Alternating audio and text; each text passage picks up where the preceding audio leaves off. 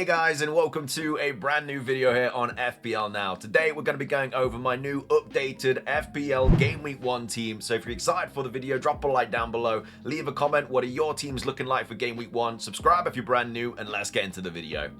So, starting things off, let's take a look at the goalkeepers, and I've done a complete change because of some potential news that Burnley have made Dubravka their main target for goalkeeper in this transfer window. He's come in at only 4 mil, so if we are able to get a 4 mil playing goalkeeper, that's going to completely change the game, because it means you have a backup goalkeeper, perfect for bench boost, only 4 mil. He's going to start every single game. It's going to be fantastic if they manage to bring him in. Obviously, nothing is confirmed yet, but they have basically said that, you know, that's our man, that's who we want to grab.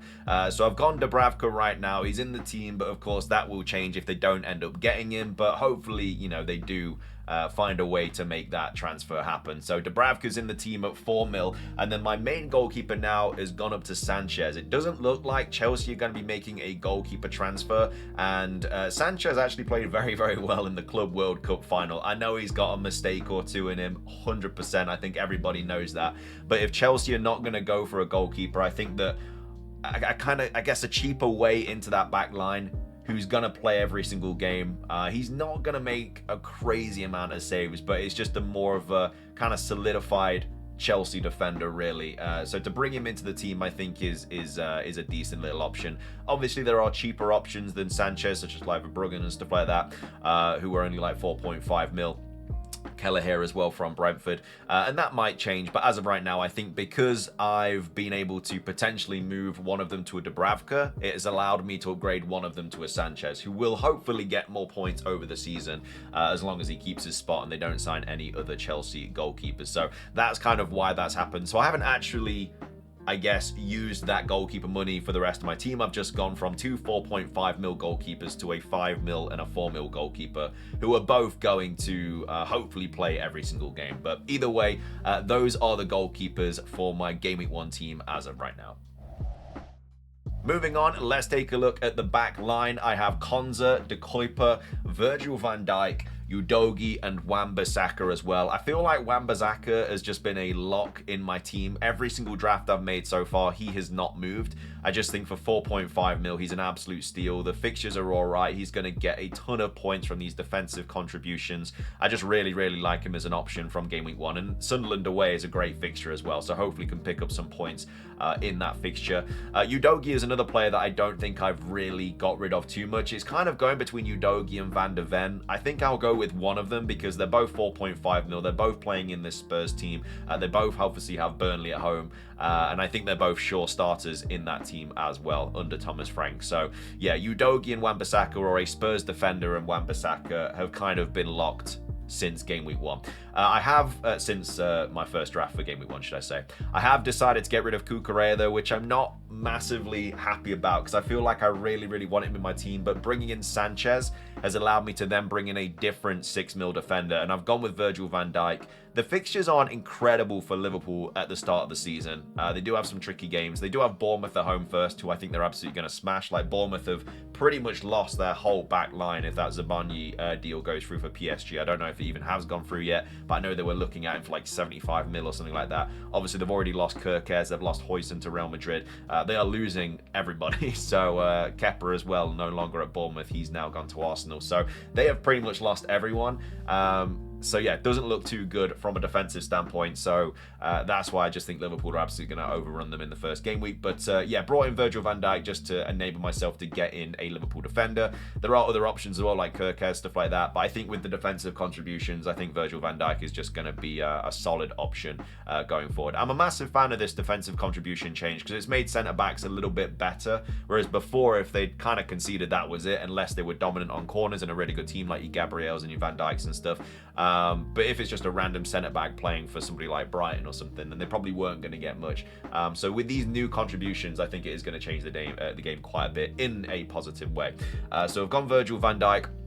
Also finally brought in De Kuiper as well, De Kuiper, who has had a lot of a buzz around him. A lot of people are really kind of excited about this player, and for 4.5 mil, I thought, why not? It's allowed me to getting rid of certain players, has allowed me to upgrade certain players as well, because I think before I had like a Stave, but now he's upgraded to a De Kuiper who, you know, should start. We'll obviously have to wait and see, but yeah, if he does, he looks very attacking, looks very, very exciting. Like, it just looks like a very exciting player, really. So he's in the team, and then Konza as well. I just think Villa have some of the best fixtures kind of at the start of the season, especially if Newcastle lose Isak as well, because obviously that's a big portion of where their goals come from. But yeah, Brentford away, Crystal Palace at home as well in the first three. So yeah, quite like Konza as just a bench option, only 4.5 mil. We'll also get the defensive contribution bonus as well. So yeah, quite like the back line at the moment. And again, moving on from Cucurella has allowed me to bring in Van Dijk, but it's also allowed me to keep that Chelsea defense as well in Sanchez. But either way, that's the back line and the goalkeepers.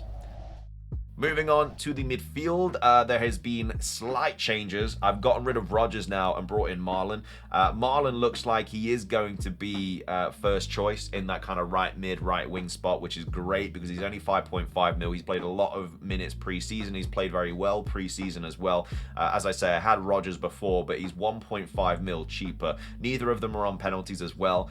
The only guarantee with Rodgers that he's basically going to play every single game, where Marlon you're just a little bit unsure about, but allowing me to downgrade from Rodgers to Marlon has really bolstered the rest of my team, so that's why I quite like that change. But again, he's looked very good in pre-season. It looks like that right mid / right wing spot is his, so I'm a big fan of having him in the team. But again, things can obviously change, but as of right now, gone Marlon there.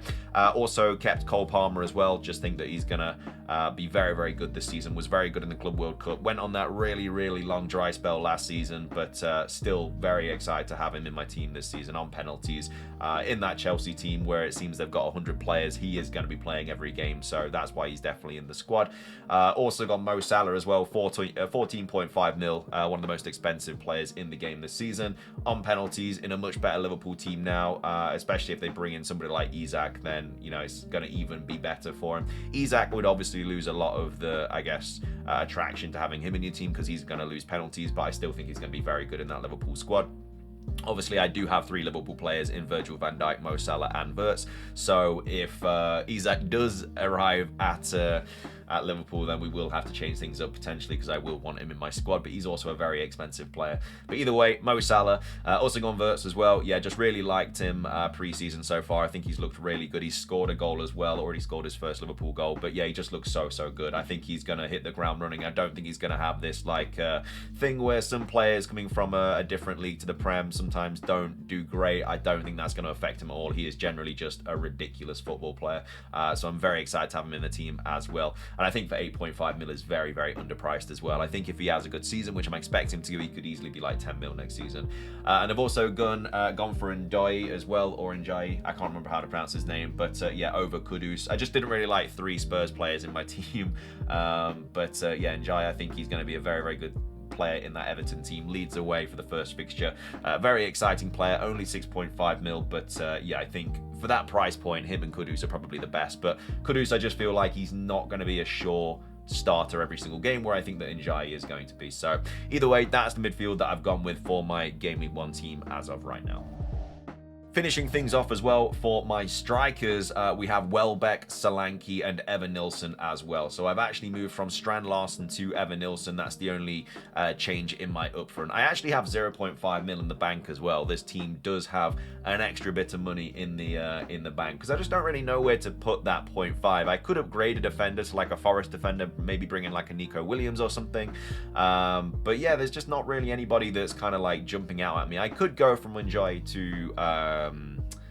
to Rodgers. I then could downgrade Evan Nilsson to maybe somebody like a Strand Larsen again, and then obviously bring in a 6 mil midfielder instead of Marlon. But I don't know. I feel like that's that is obviously an avenue that I could go. But I think as of right now, I think that this is an all-rightish team. You know, Evan Nilsson, I think he should be on penalties. Obviously, Solanke should be on penalties now with Son going to LAFC, so he should, yeah, like I say, he should be on pens, and then Welbeck should also be on pens as well, with João Pedro going to Chelsea. So in this squad, I do have 1, 2, 3, 4, 5 penalty takers, which is pretty decent. I do like kind of just dropping a ton of pen takers into my team, just because if they're having a terrible game, there's always that potential that a penalty is like that get out of jail free card. So I really always like having players that have that. But yeah, 0.5 mil still in the bank, so obviously I still have money to play around with. But as of right now, I think the team's looking kind of strongish. Obviously, I have no Arsenal players in this team, which is a little bit of a worry. But I have 2 Chelsea, 3 Liverpool, a couple of Spurs, and then, you know, I feel like I'm just attacking the fixtures, really. There's a lot of really, really good fixtures in this Game Week 1 team. And again, a lot of it depends on Dubravka. Obviously, if Dubravka doesn't end up signing for Burnley, then I could get rid of him for a different 4.5 mil goalkeeper, which will obviously take the rest of my budget. But it is what it is. We'll see what happens. Obviously, still waiting on transfers and stuff to kind of lock in my final Game Week 1 team, but this is where it is at the moment. So that's going to be everything for today's video. If you enjoyed the video, please do drop a like down below. Let's try and hit 100 likes. Does really help out. Leave a comment. What are your Game Week 1 teams looking like as of right now? Subscribe if you're brand new. Ring the notification bell. It's everything from me. Have a fantastic rest of your day, and until next time, peace.